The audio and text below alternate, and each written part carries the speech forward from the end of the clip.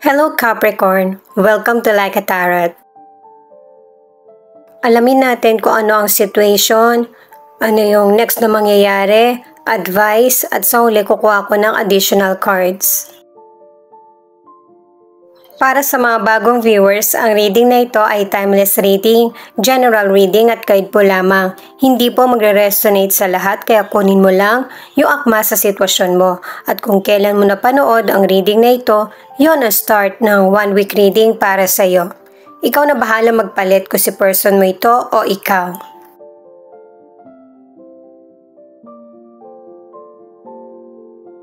The High Priestess, Page of Cups in Reverse at Knight of Wands.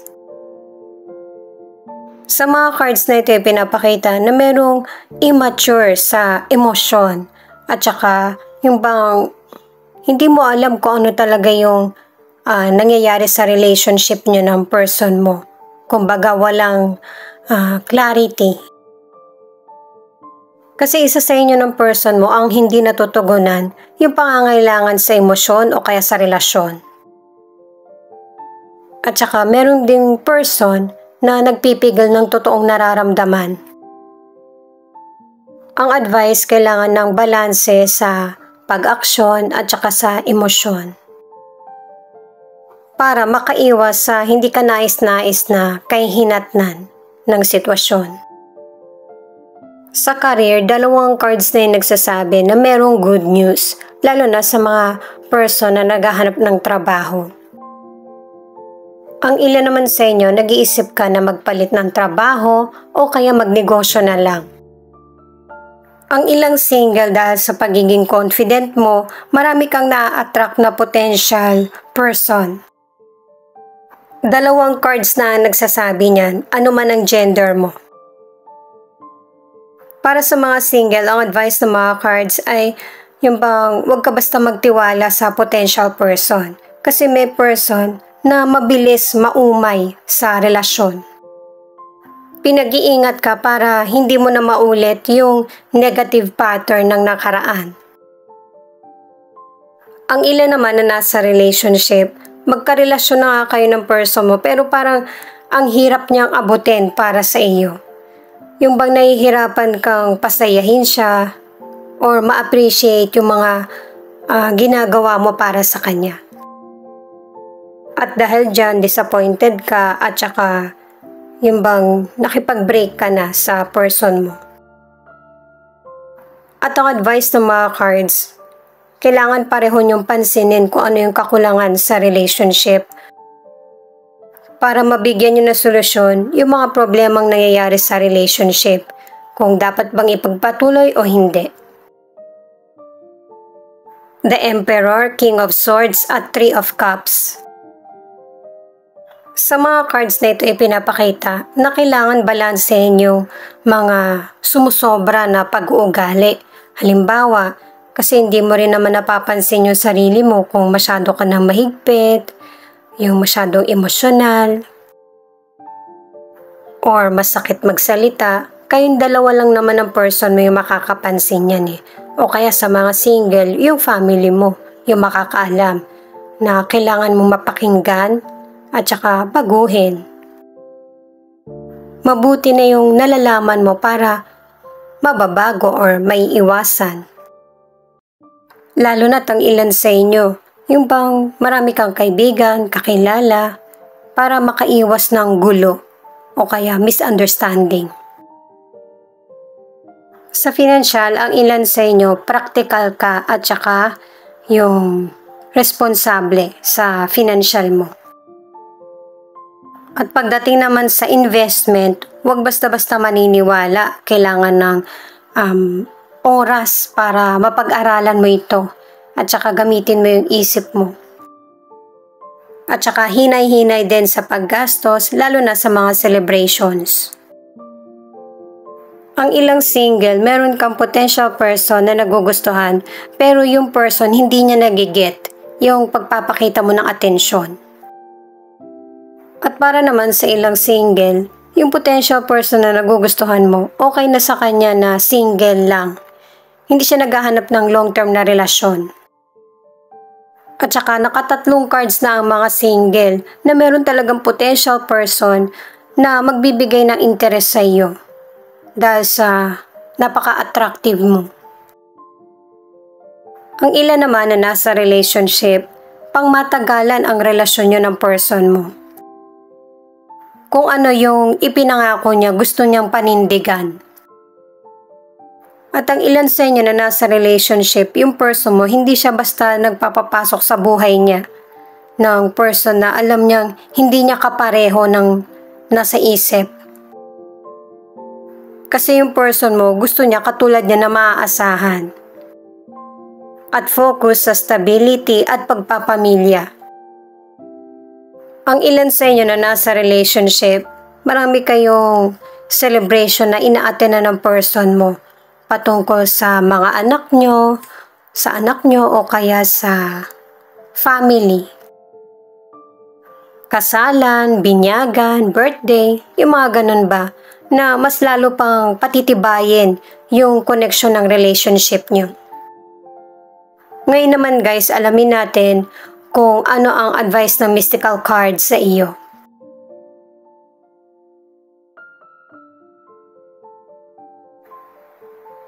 Guardian Angel. Ang message ay i-manifest mo kung ano yung talagang gusto mong mangyari sa buhay at saka yung magtiwala ka sa timing ng buhay mo. Prayer. Na ang ibig sabihin, yung dasal ang isa sa pinakamakakatulong sa iyo para malagpasan yung mga trials. Creativity. Ang ibig sabihin, i-let go ang takot para maipakita mo yung potensyal na meron ka. Ang alamin naman natin ay patungkol sa advice.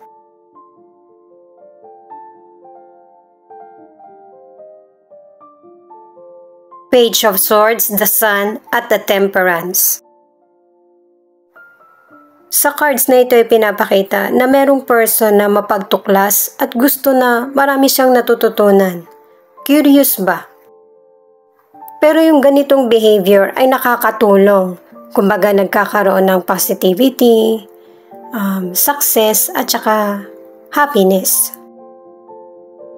At ang advice ng mga cards ay manatiling grounded, stay focused at saka magpatuloy sa buhay. At saka guys, yung pagiging mapagtuklas, ito yung magbibigay sa iyo ng self-control, ng kapayapaan at saka balanse. Sa health naman, ang advice ng mga cards ay mag-ingat sa disease. Lalo na't ang ilan sa inyo, mahilig kang makisalamuha. Ang iba naman, wala ka kasing choice. Ang ilan naman sa health, dalawang cards na yung nagsasabi na merong moderation at saka nag-iingat ka. Ang ilan sa inyo na single, meron kang potential person na nagugustuhan dahil sa gusto mong maging kayo, nagkakaroon ng pagmamadali sa sitwasyon. At saka mag-ingat ang mga single or mga nasa relationship dahil sa merong pregnancy na ipinapakita sa mga cards.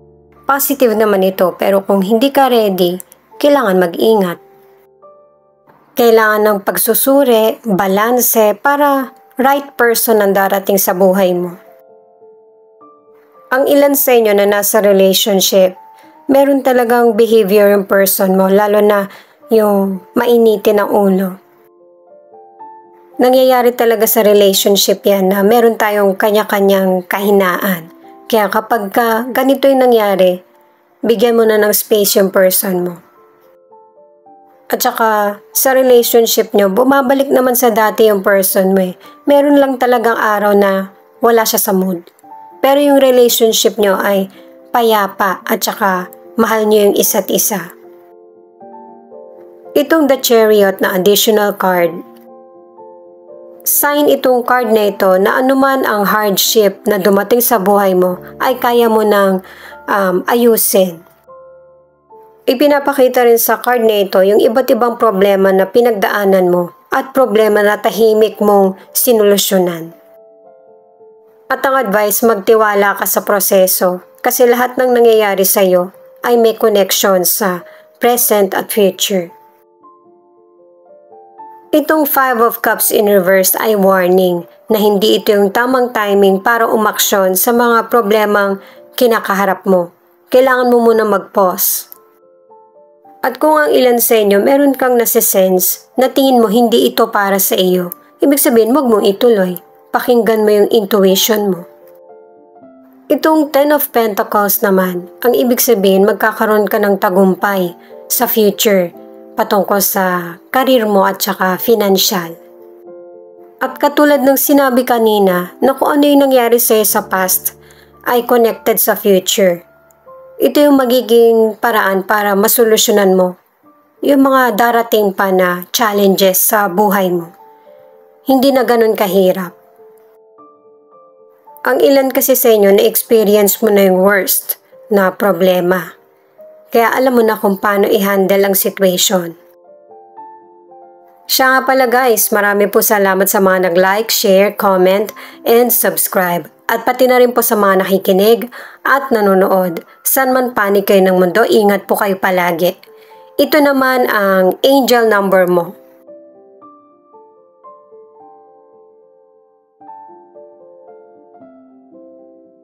8888. Money, success, and love is headed your way in an unconventional way. Are you ready for it? Type 8888 if you are. Affirm. God is not in a hurry, you are. It's why you're anxious, stressed, and disappointed. Trust that what was meant to be yours will be yours. Type yes to affirm. 777. Huge changes are up ahead. Everything is happening for your highest good. Prepare for massive shifts. Things are getting more exciting. Type 777 if you're ready.